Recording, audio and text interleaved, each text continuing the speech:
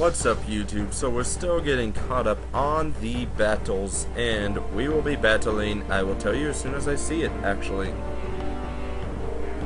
We will be battling someone in mixed tier.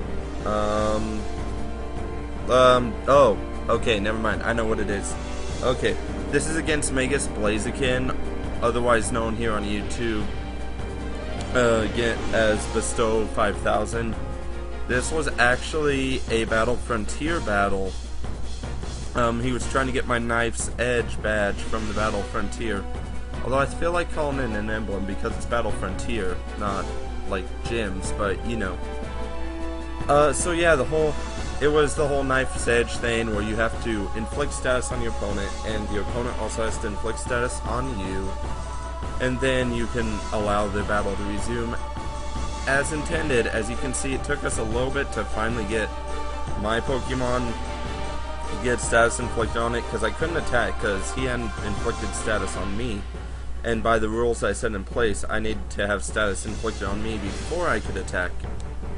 So I just kind of keep going for the Thunder Wave until he finally would hit with the Grass Whistle, and he does get Parahax, which draws out the battle a little bit longer, unfortunately.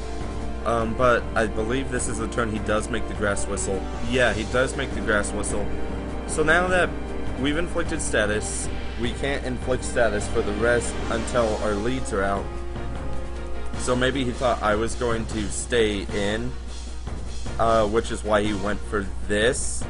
And this is actually Isaiah's Specs Latios that I will get to him as soon as he gets internet back. He probably went for the stun spore in the event I woke up, so I'd still have the status, but so I decided to let it slide on Knife's Edge Claws because, you know, it didn't really matter too much.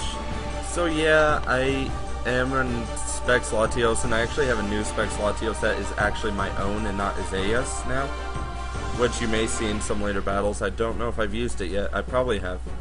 But yeah, I'm going to Draco Meteor Abyss, which is going to be a one-hit KO, believe it or not. Which I was a little bit surprised myself. So he's going to switch in his Specs Latios. And I'm going to switch out Boy just because I might need it to fodder out sometime. At the same time, I might also need it to come back and take out something that isn't going to pose an immediate threat. So yeah, unfortunately I'm going to just have to kind of fodder out my Crawdaunt. It was the easiest to get rid of, even though its Dream World ability is highly useful. It is the easiest to get rid of, unfortunately, so that's why I went with the Crawdaunt sacrifice, because looking at its team, I didn't see much that Crawdaunt could go against without getting a Dragon Dance, and the Dragon Dance was going to be highly unlikely for Crawdaunt to pull off, so I figured, you know what, might as well fodder out Crawdaunt. And then I'm going to put in my Scarf Victini, which he does withdraw because he's at -4 special attack, so he probably is one to leave. He's going to switch into his Deno Rod, which at the time I didn't know if it was bulky or scarfed when it first switched in, but after seeing how much damage U-turn did, I'm thinking it's on the scarf side and not the bulkier side, because if it was on the bulkier side it wouldn't have done as much. So knowing that I should be able to live a Hydro Pump, and he actually goes for the Volt Switch anyways because he doesn't know what my Tauros is capable of. And then I see the damage from Volt Switch and I'm like, well, the whole idea of living a Hydro Pump was quite stupid to think. So he's gonna switch in Verde, and I'm like, why are you switching in Verde? And then I'm gonna guess he was going for some kind of attacking move, but he does get the Parahax, so I do go ahead and get in the Rock Climb, which I believe is not gonna be one-hit KO. No, because it's running a somewhat bulky, because since it's a Whimsicott, it's running a bulky set. He is going to withdraw Verde, so I don't get free reign of status, because he doesn't want it to go down. And go into Kiva, which is, I think it was a Choice Banded Infernape. Just guessing by the fact that it the focus sash didn't activate. So I'm thinking it was either Scarfed or Choice Banded, something like that. But I do actually get the one-hit KO with the Rock Climb. He is going to switch into his Dano Rod. I am going to switch out Zagon to save Zagon for later, because I know it'd be useful against the Latios, because it's not running a plus speed nature.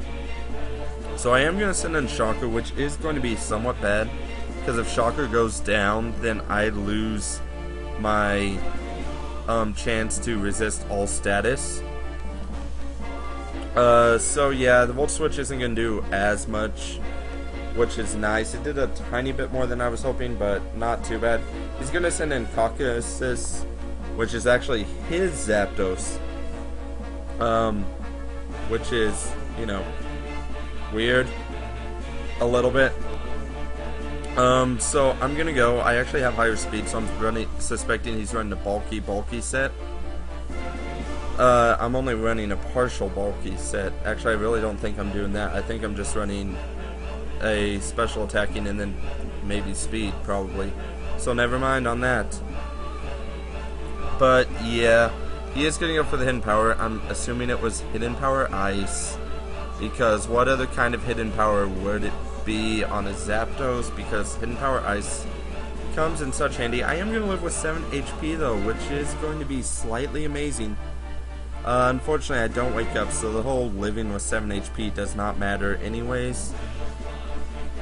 So, you know, I'm just going to let Shocker get foddered out, even though it is going to give him an advantage against me, because he's able to inflict as much status as he wants now that my lead is gone due to Knife's Edge rules. So that's gonna be like kind of. So yeah, I am gonna switch in my Victini, and for whatever reason he's faster. I don't know why why he's faster. I am not absolutely positive, because I am Scarf, so I'm like thinking, why is he faster? Oh, never mind. I know why he's faster. He got the agility. Never mind. I was just blanking out about the agility, so that's why he's faster. That's right. Sorry, but still 5,000. Yeah, he got the agility, so he's faster. So I'm gonna go for the V-Create, which is going to do a very, very nice amount of damage. And yeah, I switch out Victini because I'm gonna need him for later. So I'm gonna just switch in my Latios, because I'm like, well, there's not much I can do due to the fact that he's paralyzed, so he is not as useful. He still has the hard hits, but he's still not as useful, unfortunately. So he is going to send in Lance to finish off my Latios. I'm sure he figured I might switch, but I felt like foddering out the Latios. I know that's a bad idea because Latios is amazing, but it was paralyzed, so in my defense, I wasn't finding much use for a paralyzed Pokemon at this point late in the game. The critical hit obviously did not matter because he was running Specs. He would have KO'd me anyways. The critical hit was just like injury to insult. Or insult to injury, sorry. So I'm going to put in Zagon, knowing I'll be faster, because I knew he was running a Spec set, so I didn't need to worry about him running a Scarf set. So I absolutely knew I was going to be faster, so I could get in the Rock Climb, which would do amazing, amazing damage. Not KO it though. It did not KO it, so unfortunately I am going to lose Zagon, I believe. Yeah, I lose Zagon, so it's like major bummer that I lost Zagon, but at the same time, I am proud that Zagon did so much damage. So I'm just going to send in my Scarf Victini, and I'm just going to U-turn because I believe this is actually my last Pokemon. My Scarf Victini, I actually do believe it's my last Pokemon. Maybe it's not. No, I still have Sheer Force Nidoking, I'm sure. Obviously I have some other Pokemon because I went back. So yeah, it is Sheer Force Nidoking. I did remember correctly. Sorry, Magus, if I'm sounding like I don't remember much.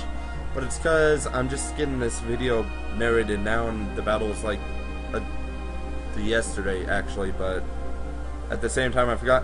So he does actually miss quite a crucial miss. He does get quite a crucial miss And it's so crucial for me due to the fact that I'm able to inflict damage.